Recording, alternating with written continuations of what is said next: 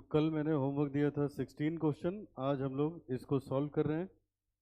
पहले बना लिया ट्रेडिंग, उसके बाद पीएल और उसके बाद बैलेंस शीट का फॉर्मेट। अब चलो एक एक रेशियो पढ़ेंगे, जो वहाँ से निकल पाएगा कैलकुलेट करके इसमें लिखते जाएंगे। ये है हमारा मेन आंसर, वो सब होगा वर्किंग नोट। चलो आइए देखिए एक एक करके। पहला रेशियो क्या लिखा है?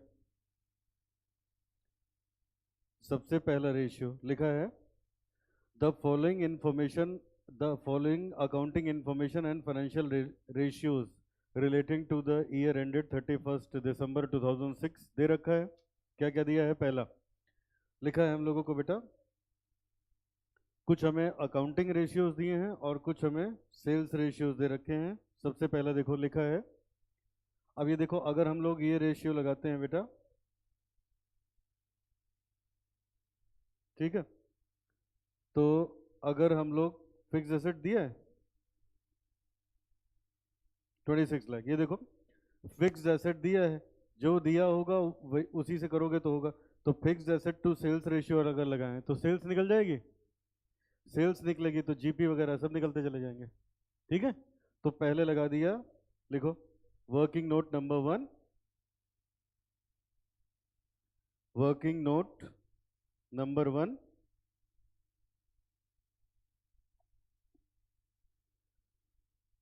वर्किंग नोट नंबर 1, इसमें लगाइए fixed asset to sales ratio.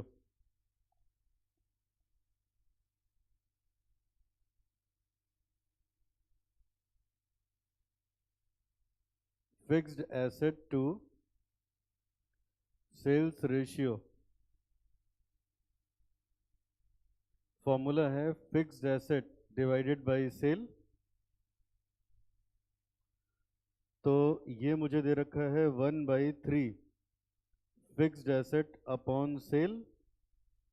अगर यहाँ से कैलकुलेट करना चाहें सेल तो हो जाएगा 3 टाइम्स ऑफ फिक्स्ड एसेट, और फिक्स्ड एसेट दे रखा है 26 लाख, तो 26 लाख इंटू 3,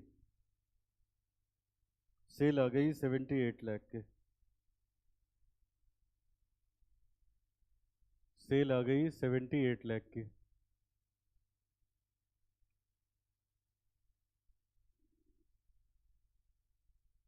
ठीक है, अब आगे बेटा, अगर सेल हमें मिल गई, सेल को लिख दो ट्रेडिंग अकाउंट में, तो यहाँ ट्रेडिंग अकाउंट में आ गए, लिखिए बाई सेल्स 68 लाख, कितनी थी? 78, 78 lakh,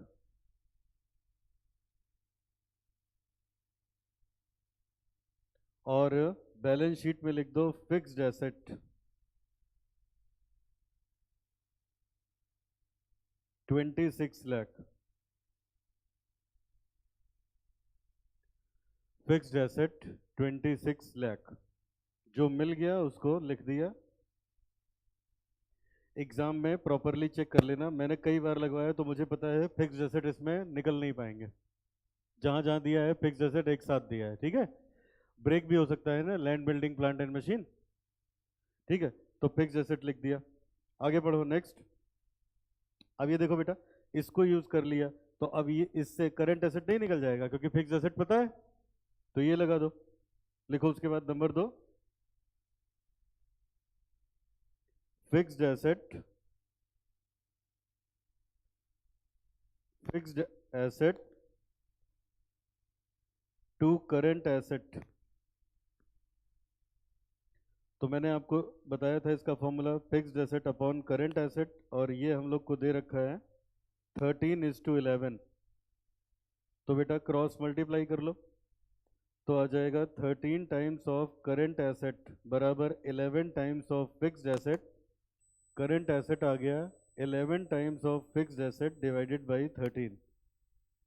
11 time of fixed asset था 26 लाख का, और डिवाइडेड बाई 13, तो 13 टू ज़ा, और ये आ गया 22 लाख। तो करंट एसेट बेटा हम लोग को मिल गए 22 लाख के, करंट एसेट मिल गया 22 लाख का। आगे बढ़े। अब इधर देखो जरा, एक नज़र क्वेश्चन पे डाल लो। देखो अब क्या है बेटा, ये देखो स्टॉक दिया है, मटेरियल दिया है, तो ये सब करंट एसेट ब्रेक होगा ना, स्टॉक में, डेटर में, सब में ब्रेक होगा। तो मैं इसको ऐसे लिख दे रहा हूँ, बैलेंस शीट में एक हेडिंग बना दिया इसी के नीचे, करंट एसेट। 4-5 लाइन छोड़ के जो आया है उतना लिख देते हैं। 22 लाख आया है, 22 लाख लिख देते हैं। इसका टोटल आना चाहिए 22 लाख। जो भी अपने पास करंट एसेट्स आएंगे उनका टोटल आएगा 22 लाख। आगे बढ़ो। करंट एसेट आ गया, तो अब अगर कोई चीज़ फिक्स्ड एसेट या करंट एसेट से रिलेटेड होगी तो उसमें लगा सकते हैं। तो ये देखो अगला मिल गया, करंट रेशियो क्या होता है, फॉर्मूला बताओ। तो यहाँ से मिल जाएगी करंट लायबिलिटी। करंट रेशियो हो गया current asset upon current liability. ये दे रखा है 2/1, तो current asset upon current liability 2/1, तो करंट एस यहाँ से करंट लायबिलिटी हो जाएगी current asset divided by 2। Current asset है 22 लाख का, उसका आधा हो गया 11 लाख। 22 लाख डिवाइडेड बाई 2, ये आ गया बेटा 11 लाख। 11 लाख।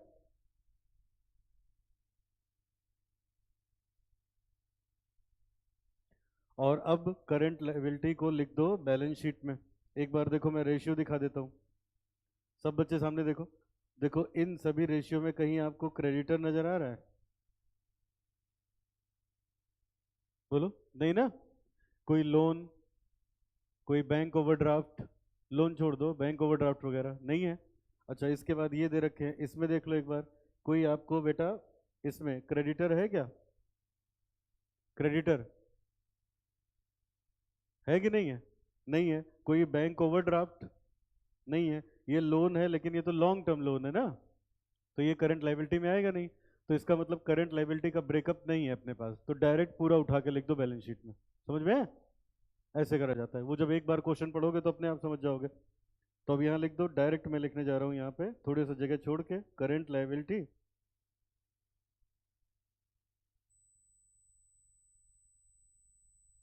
कितना है बेटा? हाँ, 11 लाख। 11 लाख ये हो गया। चलो ये आ गया। अब देखते हैं और क्या हो सकता है। ये देखो बेटा अगला लग जाएगा, long term to current liability, क्योंकि करंट लाइबिलिटी निकल गई है तो लॉन्ग टर्म वहां से लोन निकल जाएगा। नंबर 4 पे आ जाओ। Long term loan divided by current liability, ये है 2:1।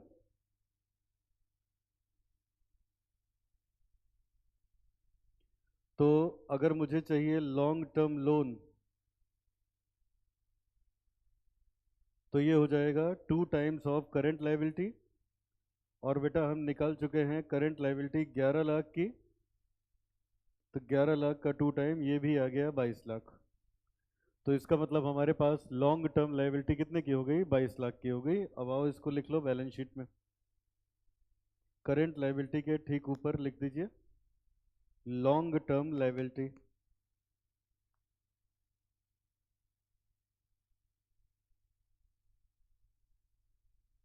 22 लाख की। आगे पढ़ो। ये इतना हो गया। तो ये देखो जितना मैंने हाईलाइट किया है, इतना तो काम हम लोगों ने बेटा कर लिया यहाँ तक, ठीक है। अब देखो ये रेशियो अभी हम लोग लगा नहीं सकते, रिजर्व एंड सरप्लस वगैरह कह रहा है, तो आ, नहीं लगा सकते हैं। चलो अब इसको लगा देते हैं बेटा, capital to reserve and surplus. आइए चलो, होगा working note number 5, capital upon reserve and surplus. ये मुझे दिया है 1/4। तो अगर मैं यहाँ से रिजर्व एंड सरप्लस निकालूं तो ये हो जाएगा 4 टाइम्स ऑफ कैपिटल।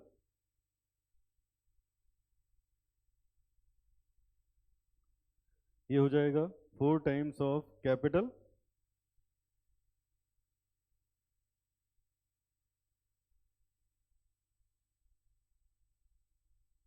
ठीक है। अच्छा अब ये देखो, ये मैं कैसे कैपिटल निकाल रहा हूँ, जरा यहाँ देखिएगा बेटा, ये पूरा मैथमेटिक्स है, जैसे मर्जी वैसे लगा लो, अभी जो मेरी समझ में आ रहा है जैसे वैसे फटाफट मैं कराया जा रहा हूँ। देखो यहाँ पे, अब इसी के नीचे मैं कैपिटल निकाल रहा हूँ वर्किंग नोट नंबर 6 में। यहाँ कर रहे हैं कैलकुलेशन ऑफ कैपिटल, या इसी को हम लोग बोलते हैं नेटवर्थ, इसी को बोलते हैं नेटवर्थ। लिखा? अभी देखो मैं पहले बता दूं कैसे मैं निकालने वाला हूं, तो आप भी समझ जाओगे। सब बच्चे देखो स्क्रीन पे, सब बच्चे देखो। अब ये बताओ मुझे, लिखना बंद करिए, सामने देखिए, ये बताओ इन दोनों का टोटल बैलेंस शीट का टोटल हो जाएगा? तो जो टोटल यहाँ है वही टोटल यहाँ आएगा, उसमें से करंट लायबिलिटी लॉन्ग टर्म घटा दो तो जो बचेगा वही तो होता है नेटवर्थ। समझे? ऐसे मैं निकालने वाला हूँ, जो चाहिए होगा उसका उल्टा दिया होगा, हम हमेशा मैं कहता हूँ, समझ आए? चलो अब इसी को वर्किंग नोट बना के यहाँ बताना होगा। लिखो टोटल फिक्स्ड एसेट 26 लाख, 26 था ना बेटा? टोटल करंट एसेट, आप चाहो तो किसी और तरीके से भी लगा सकते हो, कोई जरूरी नहीं, यही एक ही मेथड है, जो अभी जैसे दिमाग में आ रहा है वैसे करवाता जा रहा हूँ। दोनों को जोड़ लिया तो ये टोटल आ गया 48 लाख। तो अगर 48 लाख एसेट साइड का टोटल है तो 48 लाख लाइबिलिटी साइड का भी टोटल होगा।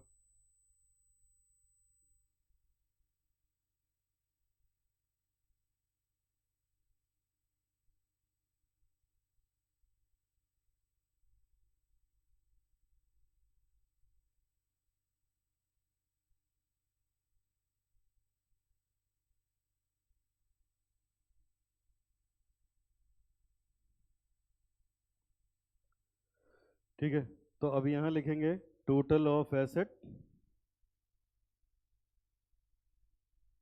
अब इसमें से माइनस कर दो लॉन्ग टर्म लाइबिलिटी। 22 लाख का अभी निकाला था long term loan, loan liability सब एक ही है, और माइनस कर दिया करंट लाइबिलिटी। करंट कितनी थी देखो जरा एक बार, करंट लाइबिलिटी 11 लाख। कितना है बेटा? 11 लाख है, नहीं नेट कितना है? नेट 15 लाख आएगा ना, ये आया, इसी को बोलते हैं नेटवर्थ। कल भी याद दिलाया था, आज फिर बता रहा हूँ, इसका मतलब होता है equity share capital plus reserve and surplus, क्योंकि प्रेफरेंस शेयर इस सवाल में है नहीं। Equity share capital plus reserve and surplus, net worth मुझे मिल गया 15 लाख का।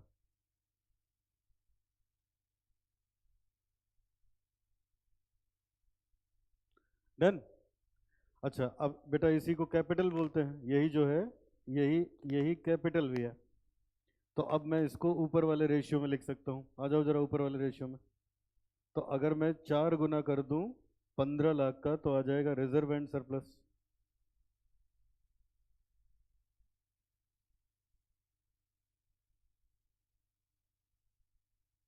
नहीं एक मिनट रुक जाओ, चलो अब इधर देखिए, रिजर्व एंड सरप्लस निकालना है। असल में क्या है ना, कैपिटल का 4 गुना नहीं कर सकते, क्यों? क्योंकि इसमें भी तो रिजर्व एंड सरप्लस है ना, समझ आए? तो कोई बात नहीं है, और तरीका है, वैसे कर लेंगे। ये देखो जरा, ये था रिजर्व एंड सरप्लस। मुझे बताओ बेटा, क्या मैं इसको ऐसे लिख दूं, 4 टाइम्स ऑफ ये जो कैपिटल लिखी है इसको लिख दें 15 लाख? देखना, खाली समझाने के लिए। देखो ये ऐसे है, इसी को मैंने ऐसे लिख दिया, डिनोमिनेटर में लिखा है रिजर्व एंड सरप्लस, न्यूमरेटर में मैंने लिख दिया, न्यूमरेटर में मैंने लिख दिया 15 lakh minus reserve and surplus, 15 lakh minus reserve and surplus. ये देखो, ये 15 लाख क्या है, इक्विटी शेयर कैपिटल और रिजर्व एंड सरप्लस मिल के 15 लाख है ना। तो इसको हम लिख नहीं सकते इक्विटी शेयर कैपिटल बराबर 15 lakh minus reserve and surplus? लिख सकते हैं? लिख दिया। लिख दिया तो ये 1/4 ये आ गया। अब क्रॉस मल्टीप्लाई करके अपना आंसर निकाल लेंगे। तो ये आ गया 60 lakh minus 4 times of reserve and surplus बराबर रिजर्व एंड सरप्लस एक तरफ कर लो। तो 5 times of reserve and surplus बराबर 60 लाख। तो रिजर्व एंड सरप्लस निकल के आ गया 12 lakh. Reserve and surplus calculate होके आ गया 12 लाख। फिर से बताऊं कि समझ में आ गया बेटा? क्यों माइनस करके लिखा 15 लाख में से? क्योंकि कैपिटल में रिजर्व क्या है? इंक्लूडेड है। हमें कैपिटल निकालनी थी। तो रिजर्व एंड सरप्लस अपने पास आ गया। अब ले चलो इसको बैलेंस शीट में लिख देते हैं।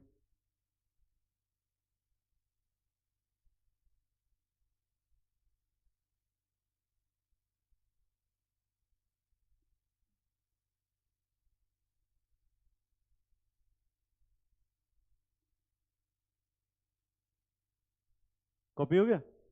चलो बैलेंस शीट में आ जाओ। अब यहां लिखो जरा रिजर्व एंड सरप्लस। इसी के ठीक ऊपर रिजर्व एंड सरप्लस। ये निकल के आ गया 12 लाख।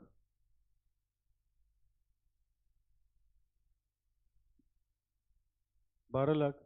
और ये बताओ वो प्रेफरेंस है नहीं तो इसका मतलब है ना कि इक्विटी शेयर कैपिटल कितनी होगी? 3 लाख। अरे दोनों मिलके कितना थे? 15 लाख थे ना? तो 3 लाख वो होगी। अच्छा अब यहीं कर दो टोटल। यहीं कर दो इसका टोटल। देखो कितना आता है बेटा?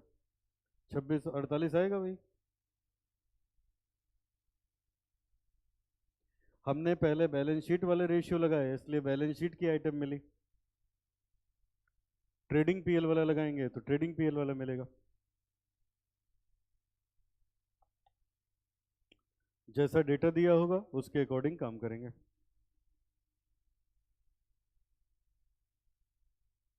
चलो नेक्स्ट।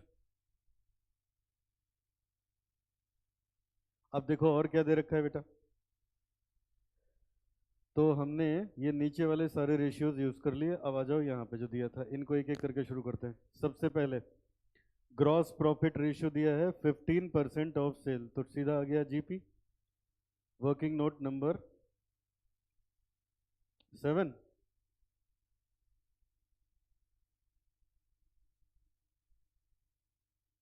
वर्किंग नोट नंबर 7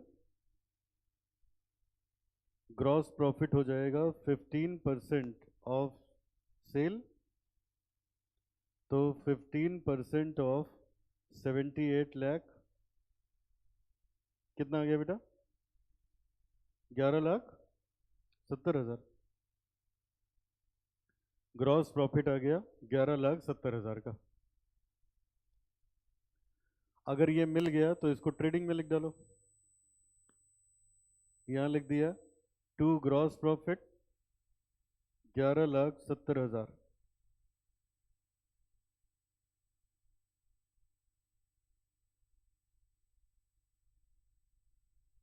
ठीक है। 6 नंबर। 7वां देखो जरा। 8वां वर्किंग नोट। क्वेश्चन में बेटा आगे दिया है इसके बाद नेट प्रॉफिट 8% ऑफ सेल। अच्छा नेट प्रॉफिट है 8% of sale. 8% of 78 lakh 6,24,000। Net profit निकल के आ गया 6,24,000 और इसको हम लोग लिख देंगे अपने पीएनएल में टू नेट प्रॉफिट 6,24,000। और बेटा जीपी आ ही गया था तो क्यों यहाँ ना लिख दें? यहाँ भी तो लिख देना चाहिए था ना बाई ग्रॉस प्रॉफिट 11,70,000।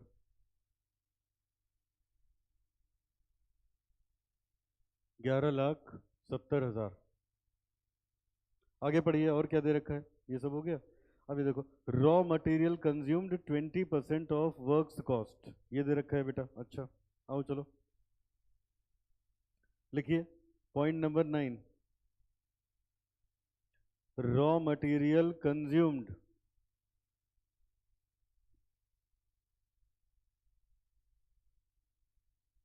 ये दिया है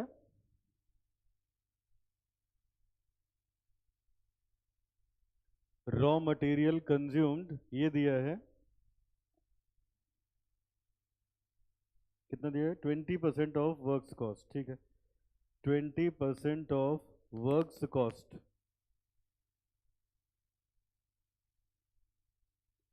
20% ऑफ वर्क्स कॉस्ट। तो अगर वर्क्स कॉस्ट मिल जाए तो काम हो जाए। कितना हो गया? अब 2 मिनट स्क्रीन पे देखो, सब लिखवा रखा है, यहाँ रिवाइज करा दूं, डायरेक्ट लिखवाऊंगा तो समझ ही नहीं पाओगे तुम लोग। देखो यहाँ पे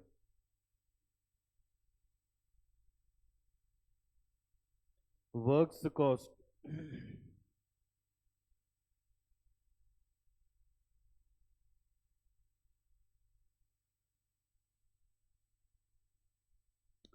ये जो बेटा हम लोग का COGS होता है, इसी को बोलते हैं वर्क्स कॉस्ट। देखो ऐसे, सब लोग देखना, डायरेक्ट मटेरियल में डायरेक्ट लेबर और डायरेक्ट एक्सपेंसेस ऐड करने पे आता है प्राइम कॉस्ट। क्या आएगा? क्या क्या ऐड हुआ बोलो? पहला, फिर डायरेक्ट एक्सपेंसेस, डायरेक्ट लेबर, फिर डायरेक्ट एक्सपेंसेस, तो क्या बनेगा? Prime cost. अब सुनना, जब इसी में ऐड कर लेते हैं फैक्ट्री ओवरहेड, क्या ऐड करोगे? तो यही बनती है फैक्ट्री कॉस्ट, ठीक है। और इसी फैक्ट्री ओवरहेड का अगला नाम है वर्क्स ओवरहेड, जब वो लिखोगे तो इसी का नाम होगा वर्क्स कॉस्ट। इसी का अगला नाम है हम लोगों के पास मैन्युफैक्चरिंग ओवरहेड, जब ये लिखोगे तो इसी को बोलते हैं मैन्युफैक्चरिंग कॉस्ट। समझ में आई बात? अब वो इसी की बात कर रहा है। अब 2 मिनट यही स्क्रीन पे देखो ना, समझ लो पहले, बताओ। तो वो इसका कह रहा है जो मटेरियल लगा वो इसका 20% है। मटेरियल किसका 20% है? वर्क्स कॉस्ट का। किसका? बोलो, वर्क्स कॉस्ट में क्या क्या आएगा? डायरेक्ट मटेरियल, डायरेक्ट लेबर और डायरेक्ट एक्सपेंसेस और फैक्ट्री ओवरहेड, ठीक है। अब ध्यान से सुनना, ये तो कॉस्ट अकाउंटिंग में लिखा हुआ है, अब इसी को अकाउंट में रिलेट कराता हूँ। देखो, जब आप बच्चे बनाते हो ट्रेडिंग अकाउंट, तो याद करो यहाँ आता है to opening stock, by closing stock, by sales, यहाँ आ गई। फिर हम लोग यहाँ लिखते हैं टू परचेज और टू लिखते हैं डायरेक्ट एक्सपेंसेस, लिखते हैं तो आ जाता है जीपी। आता है कि नहीं? आता है जीपी। अब दिमाग लगाना बेटा, देखो, चलो सब बच्चे बताओ, डायरेक्ट खर्चे कहाँ आते हैं, ट्रेडिंग या पीएल? ट्रेडिंग। इनडायरेक्ट पीएल में। तो ये देखो, इसका मतलब हमारे ट्रेडिंग में आती है प्राइम कॉस्ट। अरे आप ही ने तो बताया सारे डायरेक्ट खर्चे कहाँ आएंगे? ट्रेडिंग में। तो ट्रेडिंग में क्या आती है? Prime cost. और ये देखो, इक्वेशन बना लो। इक्वेशन कैसे बनेगी? Opening stock plus purchases plus direct expenses plus GP, ये बराबर होगा सेल प्लस क्लोजिंग स्टॉक के। अरे टोटल ऑफ डेबिट बराबर होगा टोटल ऑफ क्रेडिट के। अच्छा, जीपी को भेजो जरा उधर, तो हम ऐसे नहीं लिख सकते सेल माइनस जीपी बराबर opening plus purchases plus direct expenses और माइनस क्लोजिंग। इसको भी मैंने लिखवाया था COGS और इसको भी लिखवाया था COGS। याद आया? ठीक है, तो ये आया। अब एक बार फिर से बता दो चलो, वर्क्स कॉस्ट में क्या क्या आता है? नंबर 1 डायरेक्ट मटेरियल, फिर फिर फैक्ट्री ओवरहेड, चौथा क्या बताया फिर से बोल दो? Factory overhead. अब देखो बेटा, क्वेश्चन का काम है आपको परेशान करना, ठीक है। अब सब बच्चे एकदम इत्मीनान से मुझे ढूंढ के बताओ, इसमें फैक्ट्री ओवरहेड कहाँ लिखा है? मैं नंबर लिख रहा हूँ 1 2 3 4 5 6 7 8।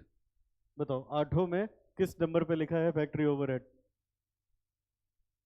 पूरा फोकस रखना। नहीं लिखा? बोलो, नहीं लिखा? चलो आगे बढ़ो। ये हुआ 8 9 10 11 12 13। बोलो, इनमें नहीं लिखा, ठीक। 3 लाइन और बचा है, इसमें नहीं लिखा। तो है ही नहीं, तो इसीलिए तो नहीं लिखा है, ऐसे समझना पड़ेगा। अब उसका काम है आपको परेशान करना, उसको बोलना चाहिए था COGS। क्या बोलना चाहिए था? अब ये बताओ मुझे, यहीं पे अपना दिमाग लगाओ, सोचो, जब पूरे सवाल में ये चीज है नहीं, सॉरी, ये चीज है नहीं, ये तो इसका मतलब क्या है? तब तो इसी पे बात बन रही है। फैक्ट्री ओवरहेड है ही नहीं ना, वो जानबूझ के उसको क्या बोल रहा है, वर्क्स कॉस्ट, जिसमें आप कंफ्यूज हो जाओ। इनडायरेक्टली बात किसकी कर रहा है, सीओजीएस की। कहानी समझ आई? ये प्रैक्टिस से बेटा आएगा समझे। भाई फैक्ट्री ओवरहेड होता तो सवाल में कुछ तो होता। ठीक है, आप कहोगे सर ये प्राइम कॉस्ट को फैक्ट्री कॉस्ट क्यों बोल रहा है, तो हम ना कॉस्ट अकाउंटिंग पढ़ रहे हैं ना अकाउंट्स पढ़ रहे हैं, हम एफएम पढ़ रहे हैं। एफएम का ऑब्जेक्टिव क्या है, पैसे का मैनेजमेंट। तो यहाँ इस पे दिमाग नहीं लगाया जाता कौन सा फैक्ट्री कॉस्ट है और कौन सा प्राइम कॉस्ट है, कौन सा वर्क्स कॉस्ट है, समझ आए? तो यहाँ कुछ भी बोल सकता है वो। बोलो क्लियर हुआ? तो अब इसका मतलब क्या हुआ, जो इतनी कहानी मैंने आपको सुनाई, यहाँ देखो।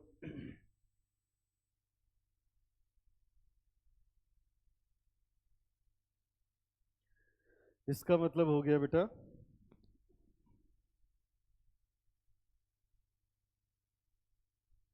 ये देखो लिखा है 20% ऑफ वर्क्स कॉस्ट, तो इसका मतलब हो गया 20% ऑफ सीओजीएस। 20% of COGS. और 20% ऑफ सीओजीएस दो तरीके से निकाल सकते हो, बोलो मुझे कौन कौन सा। पहला डेबिट साइड से बताओ, opening plus purchases minus closing. और दूसरा तो सेल माइनस जीपी करें तो वो चालाकी है, सेल निकल चुकी है, जीपी निकल चुका है, समझ आए? तो हम यहां लिख देंगे sale minus GP.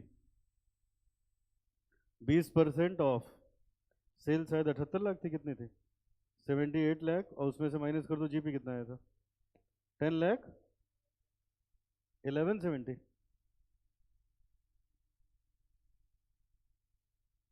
11,70,000, 13,26,000।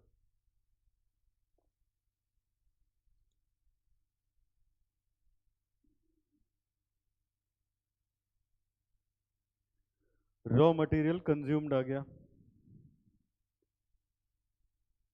Raw material consumed आ गया,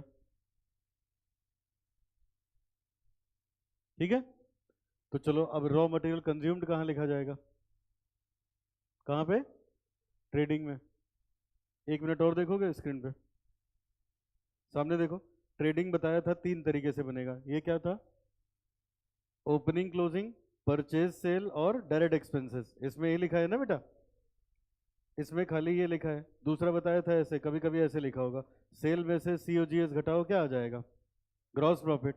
इसी बात को टेबुलर फॉर्म में ऐसे लिखवा दिया था। अब ये सवाल इस पे है, आपको बताया था कभी कभी ट्रेडिंग ऐसे बनेगा, देखो सेल दी है, मटेरियल दिया है, फैक्ट्री ओवरहेड है, ठीक है ना। और पहली क्लास में बताया था ये मैन्युफैक्चरिंग अकाउंट और ट्रेडिंग अकाउंट का कॉम्बिनेशन है, याद आ रहा है? तो हमें ये वाला ट्रेडिंग बनाना है। आगे बढ़े, चलो। तो अब इसी में हम लोग लिखेंगे रॉ मटेरियल कंज्यूम्ड। लिखो, अपने ट्रेडिंग अकाउंट में आइए, लिखिए टू रॉ मटेरियल कंज्यूम्ड,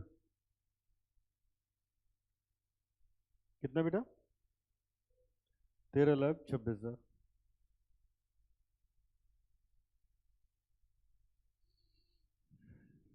आगे बढ़ो, और क्या क्या दे रखा है, हमने कर लिए वर्किंग नोट 9। 10th पे आ जाओ जरा, पढ़ो और क्या लिखा है अब यहाँ पे। Net profit, direct wages 10% of works cost निकालो, direct wages 10% of works cost. तो ये हो जाएगा 10% ऑफ 78 लाख माइनस 11,70,000।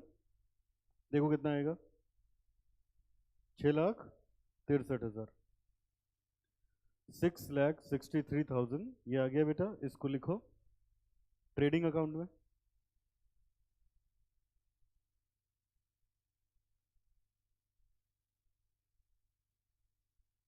इसको लिखेंगे ट्रेडिंग अकाउंट में।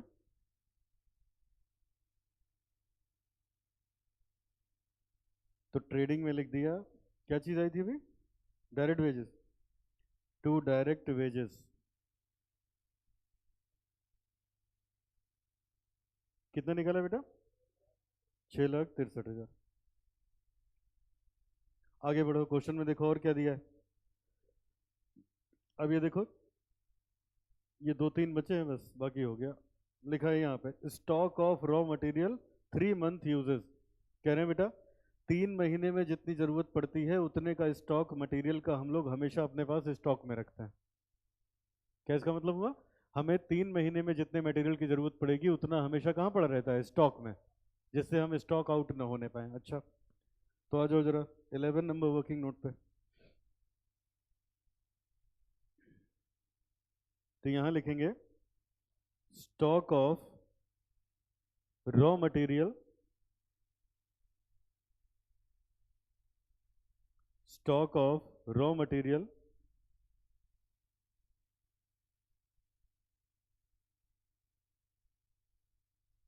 बताऊं? सामने देखो, आप ही लोग बताओगे। ये क्या लिखा है जरा पढ़ना, जो मैं हाईलाइट कर रहा हूं। रॉ मटेरियल, इसका मतलब क्या हुआ? और वो रॉ मटेरियल जो यूज हो गया, वो रॉ मटेरियल जो यूज हो गया। अच्छा, कितने दिन में? कितने दिन में? ट्रेडिंग अकाउंट कब बनता है? साल भर बाद, तो 12 महीने में। तो 12 महीने का इतना, तो 3 महीने का कितना निकाल लो, वही हो गया स्टॉक। आए समझ में? चलो निकालो।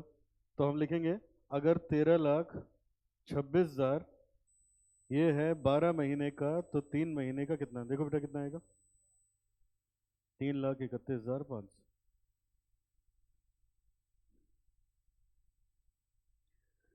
3,31,500। ठीक है। अच्छा अब बताओ, स्टॉक ऑफ रॉ मटेरियल हम लिखेंगे बैलेंस शीट में, करंट एसेट में। कहाँ लिखोगे? ट्रेडिंग में क्यों नहीं लिखेंगे, कोई बताएगा? ट्रेडिंग में कंज्यूम्ड लिख दिया। कंज्यूम्ड का मतलब ये होता है opening plus purchases minus closing. सबको कंक्लूड करके लिखा हुआ है ना, तो अब ट्रेडिंग में दोबारा नहीं जाएगा। समझ में आई बात? लिखो यहाँ रॉ मटेरियल का stock, stock of raw material 331,500।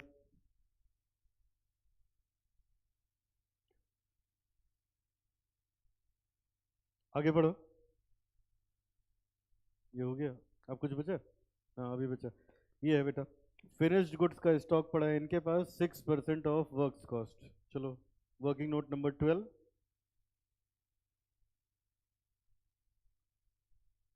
Stock of finished goods है 6% of works cost, 6% of COGS, 6% of 6,63,000। ये कितना था? 78 लाख में से ये माइनस करने पे कितना? यही। और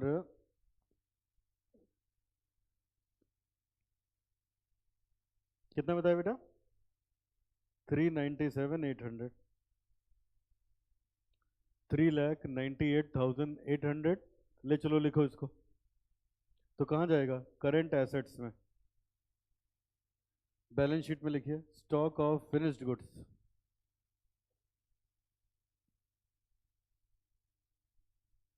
3,97,800। Stock of finished goods 3,97,800।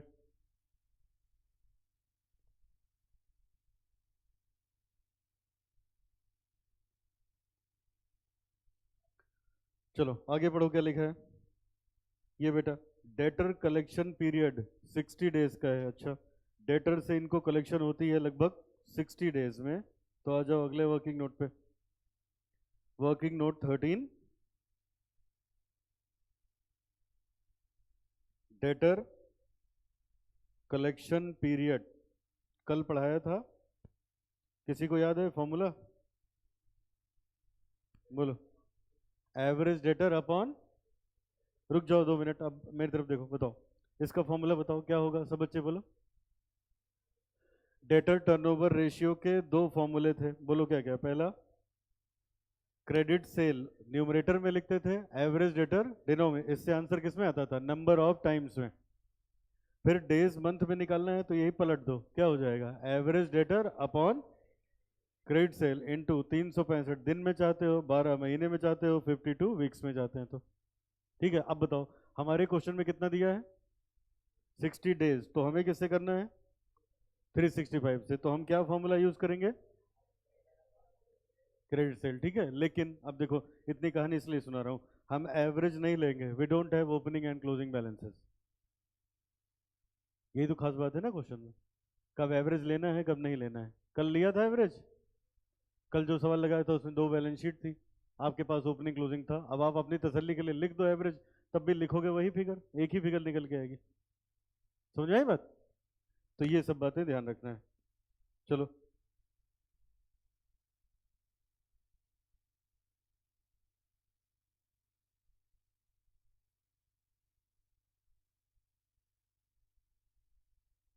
तो अब हम लोग यहाँ पे फॉर्मूला लिखेंगे डेटर अपॉन सेल इनटू 365, ये दिया है 60 डेज अपॉन सेल निकाल चुके हैं हम लोग 78 लाख की, इनटू 365 यहाँ से आ जाएगा डेटर।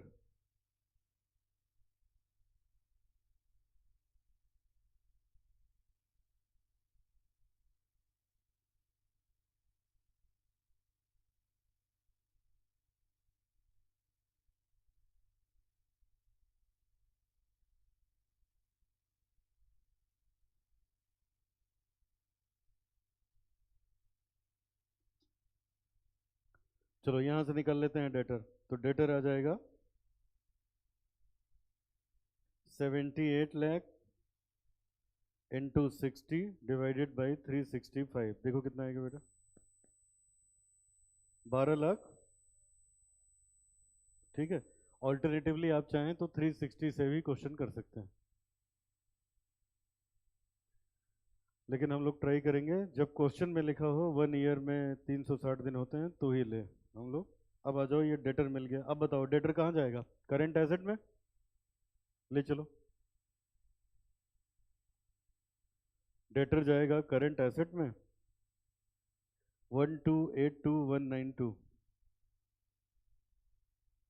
1282192 डेटर। चलो अब एक चीज कुछ और बचा है, ये लिखा है ऑल सेल्स ऑन क्रेडिट, सारी की सारी सेल कैसी है क्रेडिट पे है, बस सवाल हो गया खत्म। तो जितना मिल पाया वही निकल पाएगा और कुछ नहीं। बैलेंस शीट तो पूरी हो गई है, ट्रेडिंग पीएल में नहीं, बैलेंस शीट में भी देखो, इधर देखो सब बच्चे, देखो इनका टोटल इससे मैच नहीं कर रहा है, ठीक है। नहीं मैच करेगा तो कोई बात नहीं, उतना हम लिख देंगे कैश बैलेंसिंग फिगर 188508, 188508 ये हो जाएगा कैश। बैलेंस शीट कंप्लीट हो गई, अब आ जाओ ट्रेडिंग में, अब आ जाएंगे ट्रेडिंग पीएल में, जो आ सकता है वो लिखेंगे।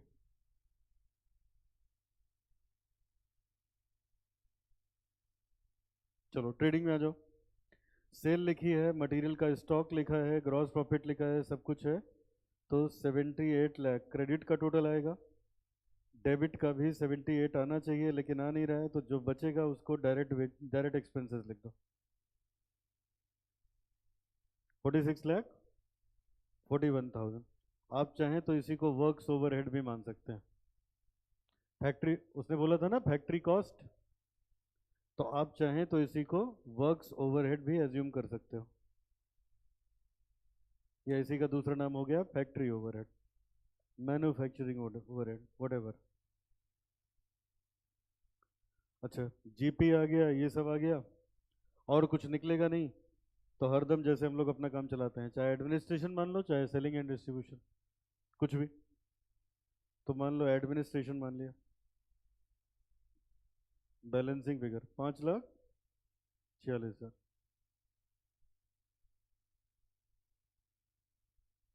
11,70,000, 11,70,000 हो गई बैलेंस शीट। इस तरीके से हम लोग काम करेंगे। एक बार देखो जरा 18 क्वेश्चन हो चुका है कि नहीं अभी, क्वेश्चन नंबर 18, हो गया।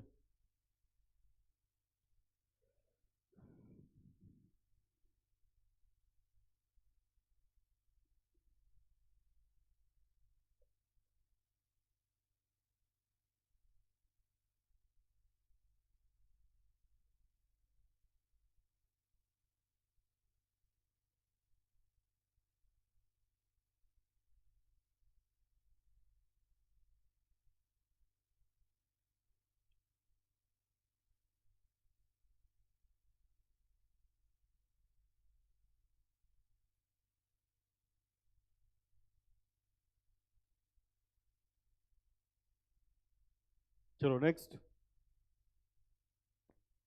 ये इतना हो गया। अब बेटा अगला हम लोग क्वेश्चन करने चल रहे हैं।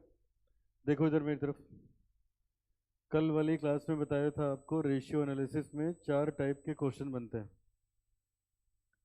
पहला, जिसमें हमें ट्रेडिंग पीएल बनाना होगा, पहला ट्रेडिंग, दूसरा पीएल हो गया, अगला बैलेंस शीट हो गया, फिर मिक्स रेशियो हो गया। अब एक एक्स्ट्रा बनता है जिसमें खाली कमेंट करने को आएगा। रेशियो दिया होगा, आप कमेंट लिख के आओ एग्जाम में। तो अब वो वाला वैरायटी हम लोग कवर करने चल रहे हैं, ठीक है। चलो तो क्वेश्चन करके ही सीखेंगे। 9 नंबर क्वेश्चन पे आ जाओ जरा।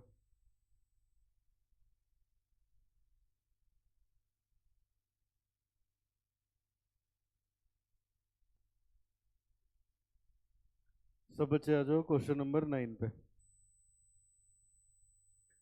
जैसे मैं लिखवाऊंगा तो एक आइडिया दूंगा, ऐसे आपको लिखना चाहिए, उसको याद करने की जरूरत नहीं है, समझ लो वैसे लिख के आना है एग्जाम में अपनी लैंग्वेज में।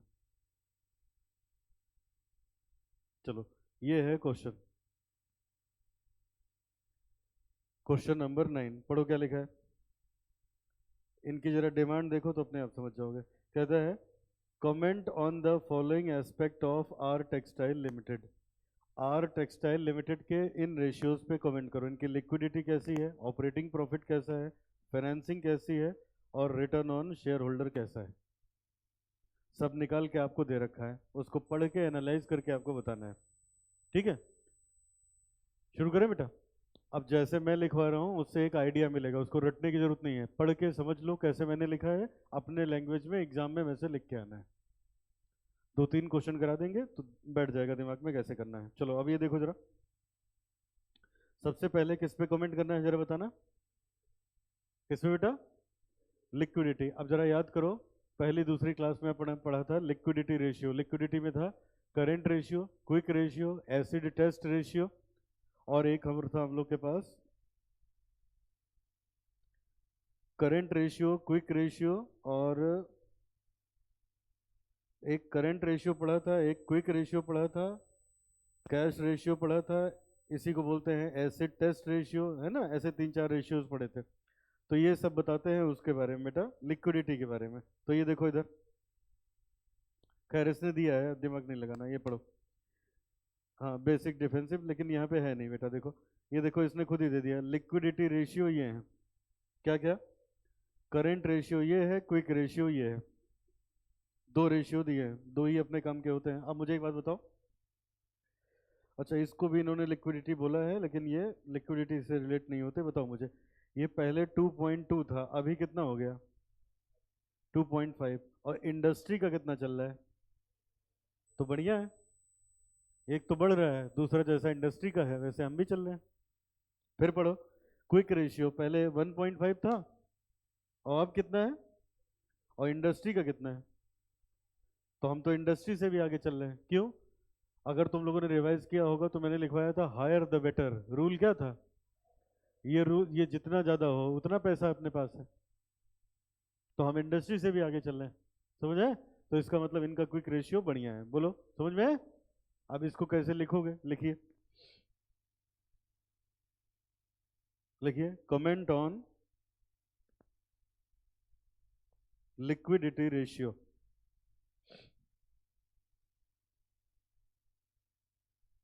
Comment on liquidity ratio.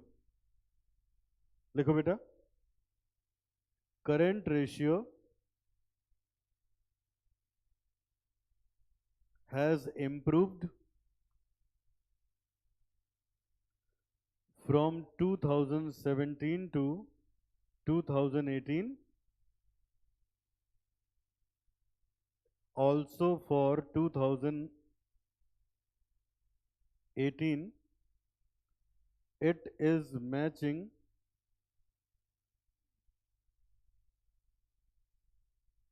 with the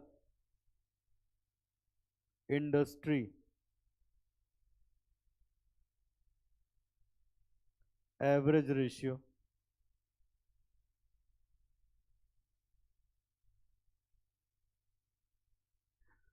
तो हमने लिख दिया कि ये इम्प्रूव हुआ है एक बात, और दूसरा ये इंडस्ट्री का जो चल रहा है उससे प्रॉपर मैच कर रहा है, तो बहुत ही बढ़िया है। ये कमेंट हमने दिया करंट रेशियो पे, लेकिन उसने 2 दिए थे, तो अब जरा यहाँ दूसरे वाले पे आ जाओ। सामने देखो, क्विक रेशियो बेटा 1.5 से कितना हो गया है 2, और इंडस्ट्री का कितना है। तो एक तो हम लिखेंगे कि 2017 के कंपैरिजन में 2018 में इम्प्रूव कर गया, और दूसरा ये इंडस्ट्री से भी आगे चल रहा है, which is more beneficial for the company. ठीक है, लिखो क्विक रेशियो, जब इतना लिखोगे तब मार्क्स मिलेंगे बेटा। Quick ratio has also improved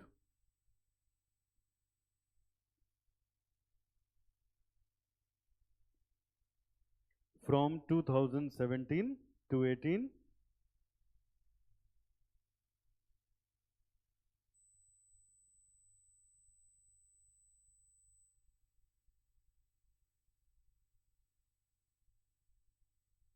also for 2018 it is higher the industry average.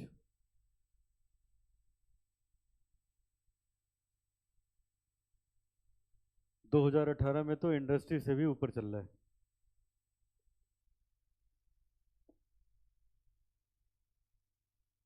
ठीक है, आगे चलो अगला।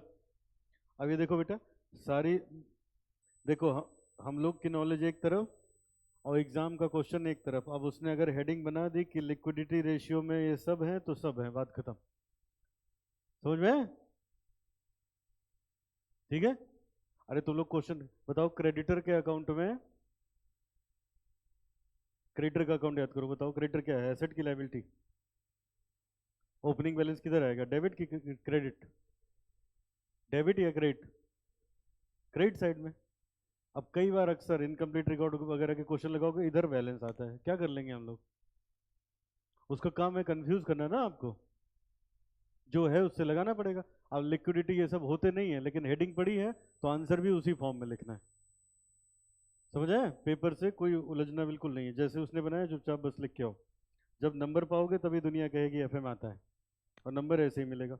अब इसी में मैंने हेडिंग डाली है क्या, लिक्विडिटी रेशियो। अब इसी में मैं सी पॉइंट बना रहा हूँ, ठीक है। जबकि वो क्या है, टर्नओवर रेशियो। डेटर वाला क्या है, टर, लेकिन अब जैसे लिख देगा सब सही है। चलो आगे बढ़ो, सी पॉइंट में आ जाओ। चलो अब सब बच्चे स्क्रीन पे देखो, बताओ इनका डेटर टर्नओवर, रिसीवेबल का मतलब हुआ डेटर। डेटर टर्नओवर रेशियो पहले कितना था, 6, अभी कितना है, इंडस्ट्री का भी कितना है, तो बहुत बढ़िया है, ये सेम है और इंडस्ट्री के बराबर है। इंडस्ट्री के बराबर है, और लिखते हैं इसको, लिखिए receivable turnover ratio is same for 2017 and 18. Also it is same as industry average.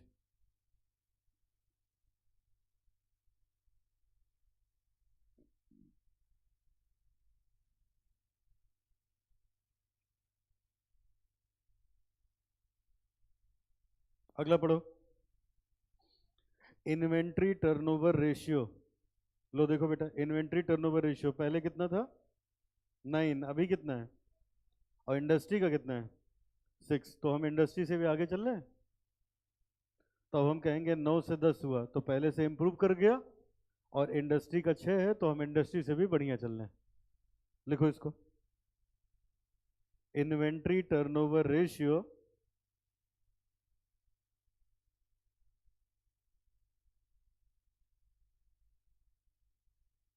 has improved from 17 to 18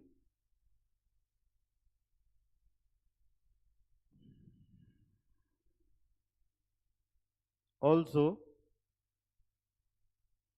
for 2018 it is higher the industry average.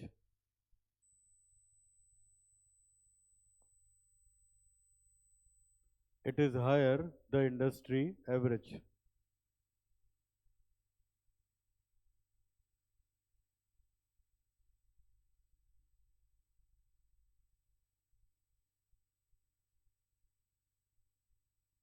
चलो आगे पढ़ो नेक्स्ट। ये इतने हो गए, पहला दूसरा तीसरा चौथा। लो अब ये देखो, रिसीवेबल कलेक्शन पीरियड 87 से 86 हुआ और इंडस्ट्री का चल रहा है 85 चल रहा है, ठीक है। अब इसका क्या मतलब हुआ, सामने देखो। इसका मतलब है जो हम उधार पे माल बेचते हैं उसका कलेक्शन पिछले साल 87 डेज में कर लिया करते थे, अब कितने में कर लेते हैं, तो सुधरा है थोड़ा सा। और इंडस्ट्री का कितना चल रहा है, लेकिन कोई खास फर्क है नहीं, तो लगभग बता सकते हो कि ये बराबर है। समझ आए? अब बेटा ये आ गया है तो 2 मिनट एक बात और सुन लो। चलो बताओ, जैसे मान लो मैंने आपको क्रेडिट सेल करी, सब बच्चे देखो, मैंने आप सभी को क्रेडिट सेल करी, 2 महीने का उधार दिया, कितने दिन का। अब बताओ ये कलेक्शन पीरियड कितना हुआ मेरा, कलेक्शन पीरियड कितना हुआ, 60 दिन, ठीक है। अब सुनो, सब बच्चों को ये एक कन्फ्यूजन है, इसलिए खूब ध्यान से सुनो। 60 दिन नहीं है। अब मुझे एक बात बताओ, ये बताओ क्रेडिट सेल करी है ना, जरूरी थोड़े ना है 60 दिन में पैसा दे ही दोगे। 60 दिन बाद मैं मांगूंगा, बोलो, कोई दे देगा, कोई टालता रहेगा, किसी का नहीं आएगा, तो उसका एवरेज निकलते निकलते पहुंच गया 70 दिन, तो एवरेज कलेक्शन पीरियड क्या बोला जाएगा, 70 डेज। समझ आए? इनडायरेक्टली मैंने एक बात और बताई, जब प्रैक्टिकल क्वेश्चन लगाओगे तो आपको क्रेडिट पीरियड दिया होगा और एवरेज कलेक्शन पीरियड, क्या क्या बोला मैंने। अब बताओ दोनों में बेस्ट कौन सा है, तो सवाल हम उससे लगाएंगे, क्रेडिट पीरियड को छोड़ देंगे। समझ में? ये वो चीज है, आओ लिखे। लेकिन एक दिन का इधर उधर है तो कोई खास इसमें फर्क नहीं है। लिखिए, receivable collection period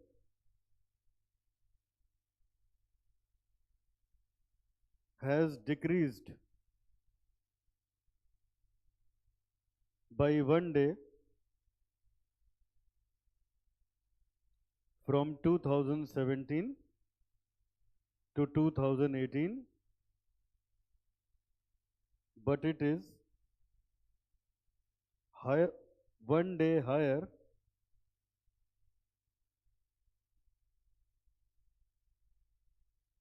than industry average.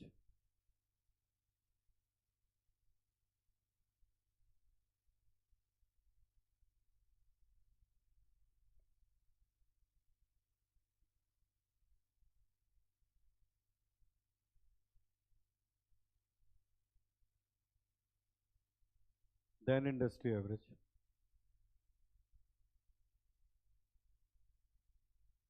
बोलो समझ में है? आगे बढ़े। तो ये मैंने आपको बताया कलेक्शन पीरियड। अच्छा अब यहीं पे सुन लो जरा एक चीज और, तो और दिमाग में बैठ जाएगा। ये बताओ, डी मार्ट का नाम सुना है सबने?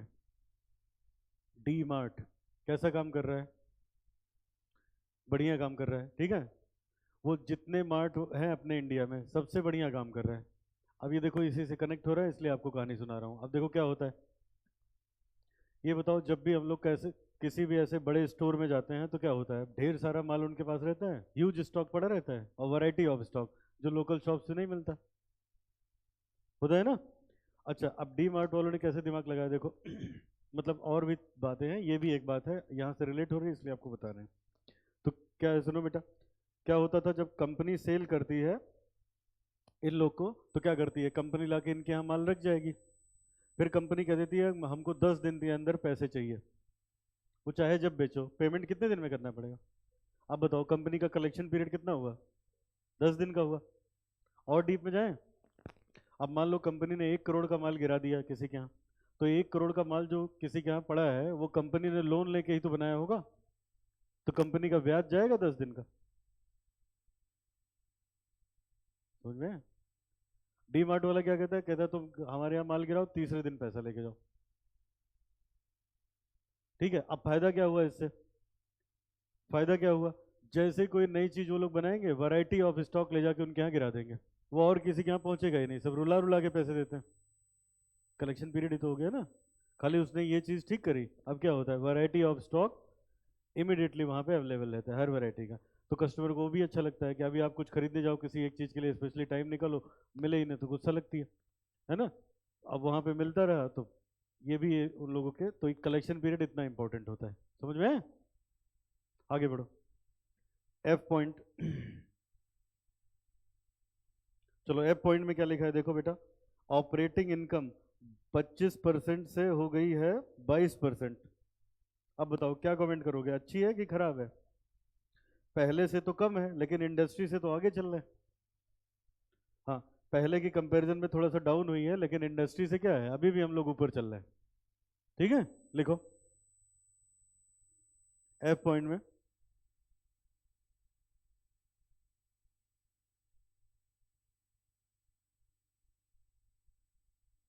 ऑपरेटिंग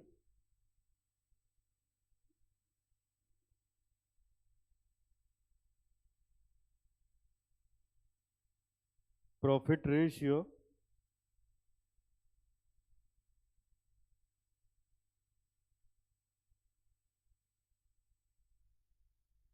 बेटा ये देखो, इसमें दो चीजें बताई हैं। एक तो ऑपरेटिंग प्रॉफिटेबिलिटी, पहले हमको ये हेडिंग डालनी चाहिए थी, अभी तक लिक्विडिटी चल रहा था। और इसमें दो चीजें बताई, देखो ऑपरेटिंग इनकम और ये बताया है ऑपरेटिंग प्रॉफिट मार्जिन। देखो इधर, ऑपरेटिंग इनकम भले कम हुई है लेकिन मार्जिन वही है। समझ आया ना? और ये मार्जिन इंडस्ट्री से डबल चल रहा है ऑलमोस्ट। ठीक है, तो अब दोनों पे लिखेंगे, तो पहले तो हमें हेडिंग डाल लेनी चाहिए थी, operating profitability, operating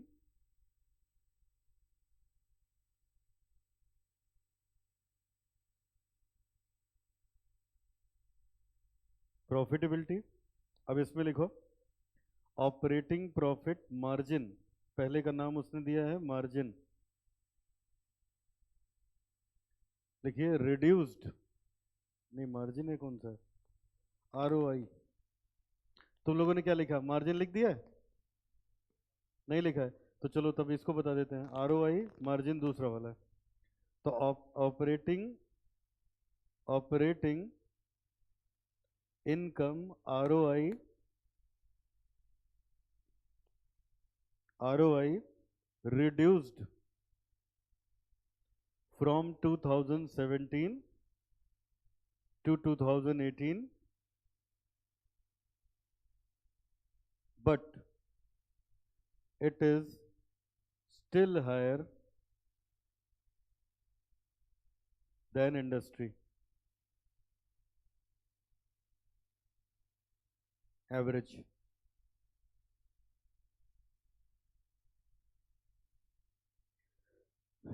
Operating profit margin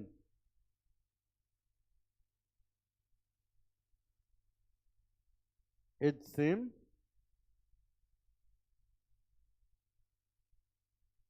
in 2018 as it was in 2017, but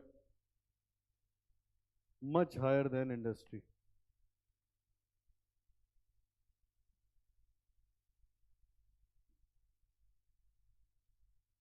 Much higher than industry.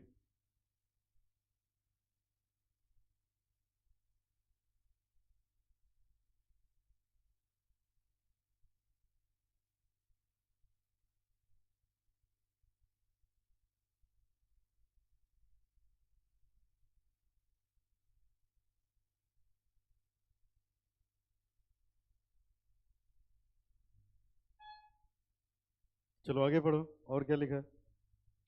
दो रेशियो और हैं, फटाफट देखो क्या क्या कहते हैं। फाइनेंसिंग डिसीजन में कह रहे हैं डेट रेशियो 49 से कितना हो गया, 48 हो गया। इंडस्ट्री का कितना चल रहा है, 57। तो बहुत अच्छी बात है, लोन जितना ना लेना पड़े उतना अच्छा है। बताओ बेटा, पहले जितना पैसा लगा था उसमें लगभग आधा लोन था, 1% ही कम कर ले गए हैं, कम तो कर गए हैं, और इंडस्ट्री से तो बहुत ही कम है, तो ये बढ़िया है। और लिखें इसको फाइनेंसिंग रेशियो, क्या नाम दिया इसमें, financing decision.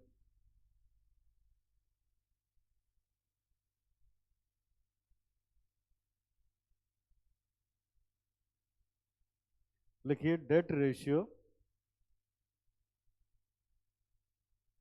Has been reduced from 2017 to 2018 and it is much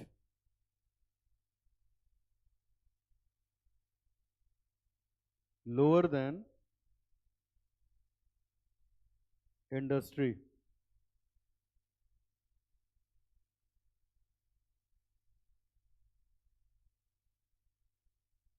इसी में एक लाइन लिख सकते हो, hence we can say that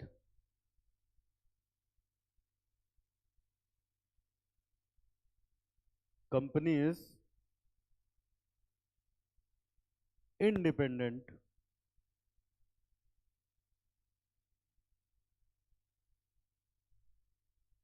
than other players of industry.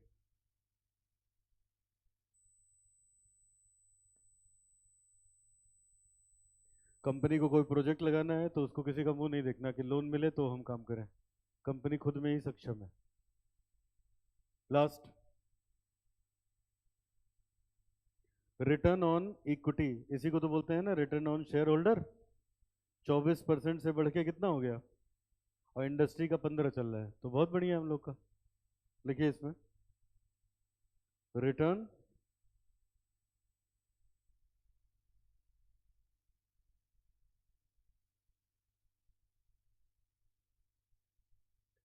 return on equity has been increased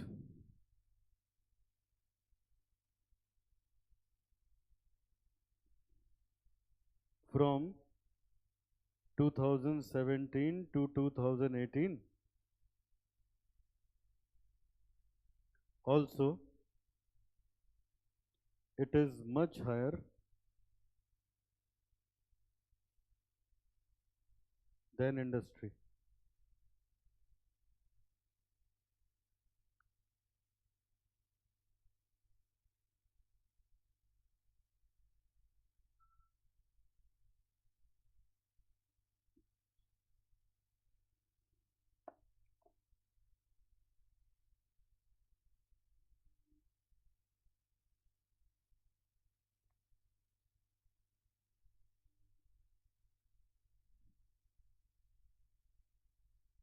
चलो ये हो गया बेटा। अब ये बताओ, कल हम लोगों ने ये लिखा था करंट रेशियो किसके बढ़ने घटने से उस पर क्या फर्क पड़ता है, क्वेश्चन किया था उस पर।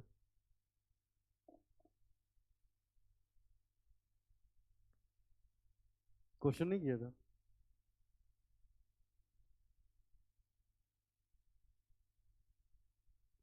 चाहिए लिखा था। चलो एक क्वेश्चन ओरली, शायद क्वेश्चन 8 कराया होगा बेटा। ठीक है।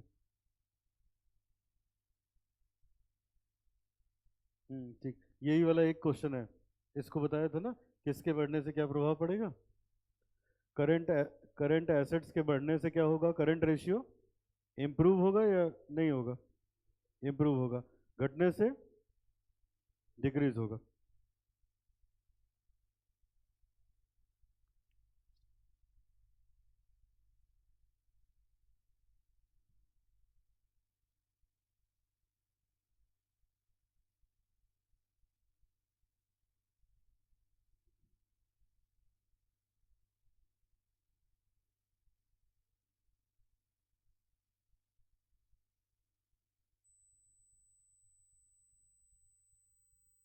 फटाफट लिखो दो दो लाइन, एग्जाम में कैसे इसका आंसर लिखना है।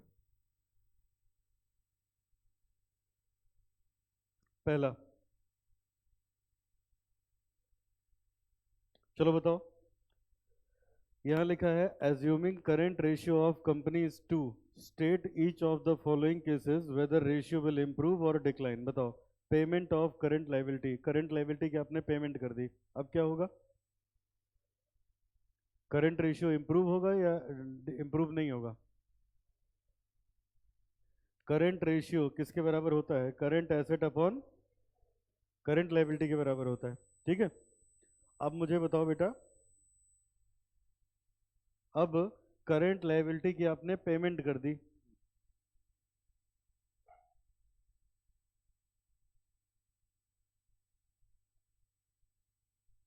करंट लाइबिलिटी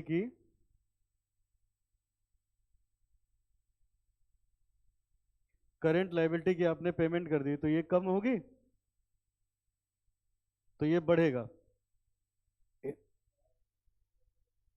हाँ ठीक है, अब इसीलिए उसने फंसाया पहले ना, इसको नहीं ध्यान दे रहे हो, एसेट दुगने हैं। अभी मैं बता रहा हूँ, चलो ठीक है, वो छोड़ो उसके चक्कर, अभी मैं बता रहा हूँ। बताओ, इसका यूनिवर्सली प्रोपोर्शनल फर्क पड़ेगा ना, कल बताया था।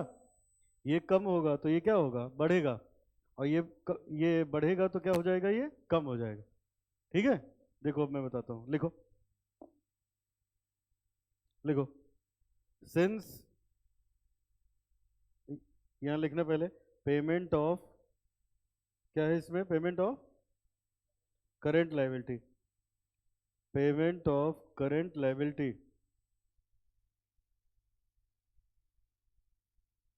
लिखो, current asset upon current liability, ये दे रखा है 2, 2 का मतलब हो गया 2/1। तुम लोग जो आंसर बता रहे हो वो अपने मन में सोच लिया है 1/1, समझ है?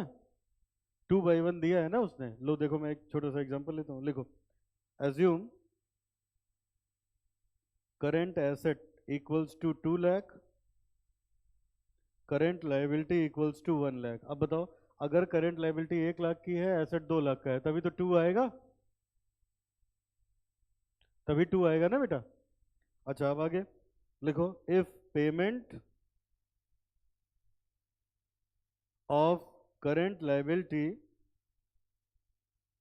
इज मेड, सपोज 10,000, मान लो 10,000 की करंट लाइबिलिटी की पेमेंट करा दी, तो current asset will also reduce by 10,000। बताओ, लाइबिलिटी की पेमेंट करने पे एसेट क्यों गिरेगा? कैश या बैंक जैसे भी करोगे, करंट एसेट कम हो जाएंगे। तो अब यहां लिखो, रिवाइज्ड करंट एसेट, 2 लाख का करंट एसेट था, 10,000 की पेमेंट करवा दी, तो ये बचा 1,90,000। रिवाइज्ड करेंट लाइबिलिटी, बेटा 1 लाख की करंट लाइबिलिटी थी, 10,000 की पेमेंट करवा दी, तो ये कितनी बची? 90,000। तो अब अगर हम लोग निकालेंगे रिवाइज्ड करंट रेशियो, तो ये आ गया current asset upon current liability, current asset है 190 और ये है 90, अब ये आ गया 2.11। इंप्रूव हुआ कि नहीं?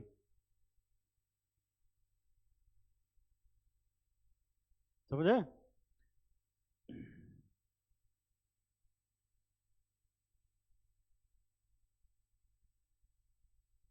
अब यहां नीचे लिखेंगे remark, current ratio will improve.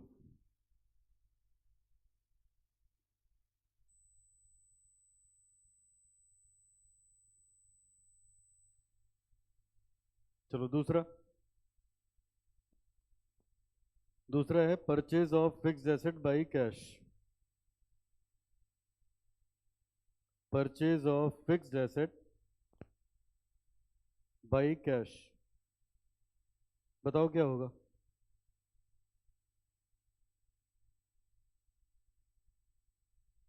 लिखो रिमार्क, बताओ सब बच्चे क्या होगा? इंक्रीज की डिक्रीज? इंक्रीज या डिक्रीज? डिक्रीज है ना, क्योंकि पैसे चले गए। तो लिखो current ratio will decrease, reason exam में ऐसे लिखना है, ऊपर तो पूरा एक्सप्लेन कर दिया, एग्जाम्पल देके।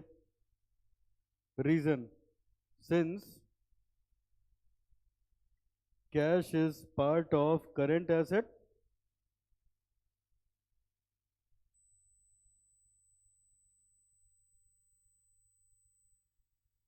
and current asset will reduce when fixed asset is purchased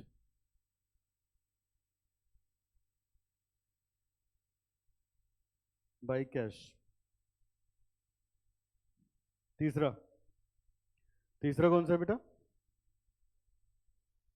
cash collected from debtor, customer, cash collected from customer, बोलो क्या होगा?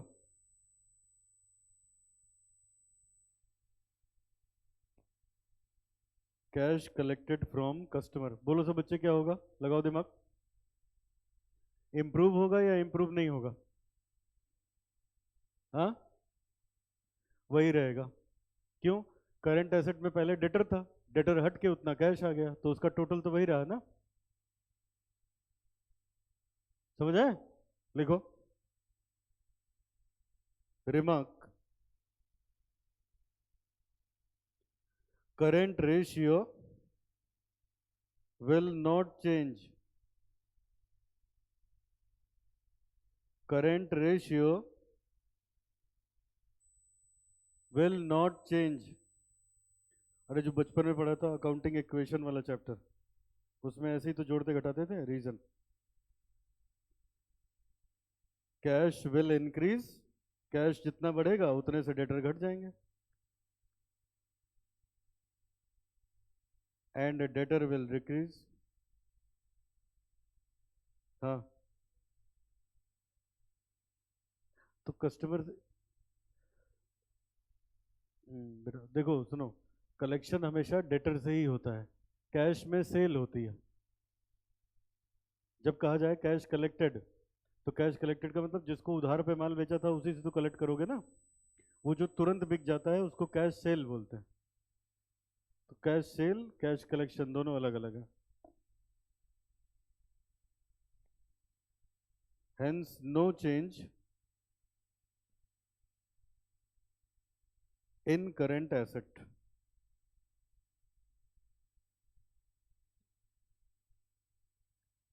और क्या था बेटा? एक बी आर डिसऑनर,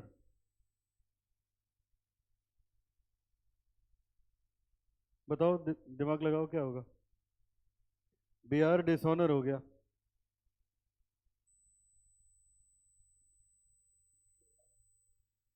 इंक्रीज होगा। बी आर डिसऑनर हो गया, हाँ बेटा सेम रहेगा। ठीक, ठीक है।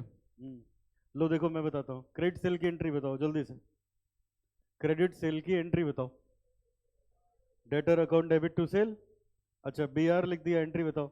B R account debit to debtor, बोलो बेटा। अच्छा यही बिल पिट गया तो एंट्री होती है debtor debit to B R, तो सब वैसे ही तो रहा। मैंने 1 लाख का माल बेचा उधार पे, तो मेरे 1 लाख के डेटर हो गए, बोलो बेटा। फिर डेटर से मैंने बिल लिखवा लिया, डेटर से मैंने बिल लिखवा लिया, तो ये देखो मैंने क्या किया, डेटर का अकाउंट क्लोज कर दिया, बी आर आ गया उतने का, और बी आर डिसऑनर हो गया तो इसी की रिवर्स एंट्री कर देते हैं। इसी की रिवर्स एंट्री कर दी, इसी की रिवर्स एंट्री कर दी, तो अब फिर बी आर, ये जो बी आर है, सॉरी ये जो बी आर है बेटा, ये बी आर से मैनेज हो गया, डेटर अब भी वही 1 लाख के ही है ना। ऐसे नहीं समझ में आता तो चलो ऐसे देखो, लो बताओ, मैंने आपको क्रेडिट पे सेल करी 1 लाख की, आप मेरे डेटर हो कितने के? 1 लाख के। मैंने आपसे बिल एक्सेप्ट करवा लिया, तो कौन सा मेरी जेब में पैसे आ गए? कागज आया है, एक श्योरिटी हो गई, पैसा आ जाएगा, वरना कोर्ट पे लेके जाएंगे। अब भी तो डेटर वही है, वो कागज डिसऑनर हो गया। अगर वो ऑनर हो जाता तो आपकी उधारी खत्म हो जाती, वो डिसऑनर हो गया तो आप फिर से बकायेदार हो, तब भी तो है सब कुछ वही ना। समझ आए? तो एवरीथिंग सब कुछ वैसे ही है। तो अब हम लोग यहाँ पे लिखेंगे, लिखिए यहाँ पे remark, remark current ratio will not change. Reason, since BR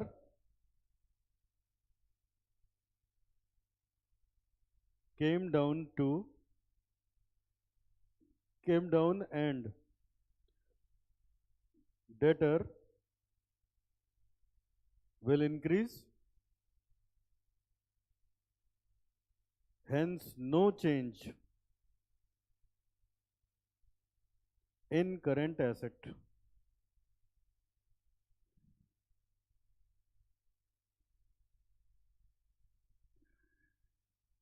last बेटा कौन सा है बताओ, क्या होगा, क्यों, पैसा आ जाएगा। Remark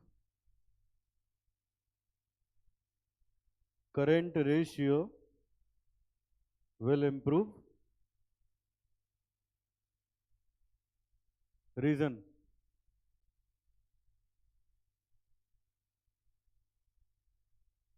since company will receive cash, so current asset increases.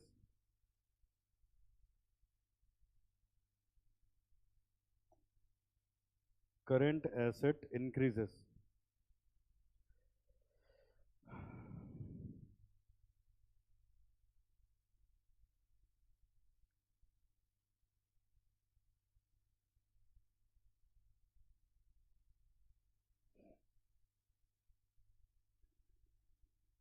हो गया बेटा, चलो अब आज यहीं तक करेंगे, बाकी हम लोग नेक्स्ट क्लास में।